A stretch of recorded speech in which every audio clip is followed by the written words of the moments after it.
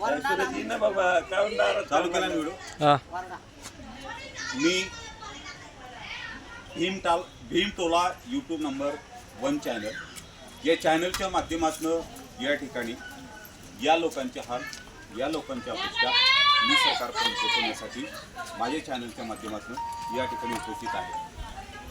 ही जी जनता आहे, या जनतेचं म्हणणं आहे की 20 वर्ष ते 30 वर्ष झालं या भागामध्ये म्हणजे बाबासाहेब आंबेडकर वडगाव श्री विधानसभा मतदारसंघामध्ये ही वस्ती बसली.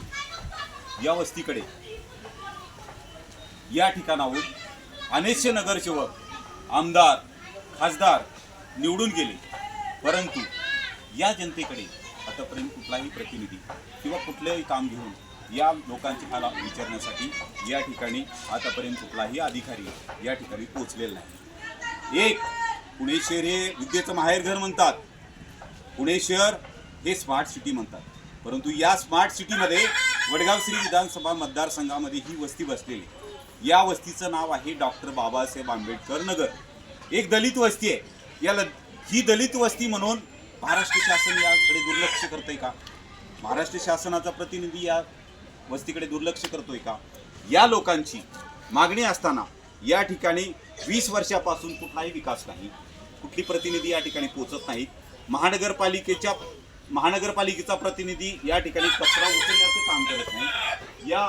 या वस्तीमध्ये खांबं लावली गेली, परंतु त्या खांबाला आतापर्यंत लाईट लावली गेली नाही का?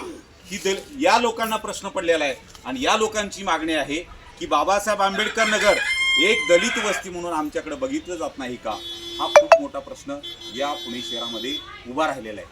मी यूट्यूब चॅनलच्या माध्यमातून या लोकांचा विचार मांडण्याचा प्रयत्न करतोय. भारत सरकार आणि महाराष्ट्र सरकारला या ठिकाणी विनंती आहे, लोकांच्या मागणीनुसार या ठिकाणची सुखसुविधा एक नियमितपणे झाली पाहिजे, अशी या लोकांची मागणी आहे. मी सरकारला भीमटोला यूट्यूब चॅनलच्या माध्यमातून एक विनंती करतोय की या लोकांच्या मागणीकडे लक्ष देऊन या लोकांना लोकशाही, भारतीय राज्यघटनेच्या लोकशाहीच्या पद्धतीनं त्यांना राहण्याचा हक्क द्यावा, अशीच मी या ठिकाणी विनंती करतोय.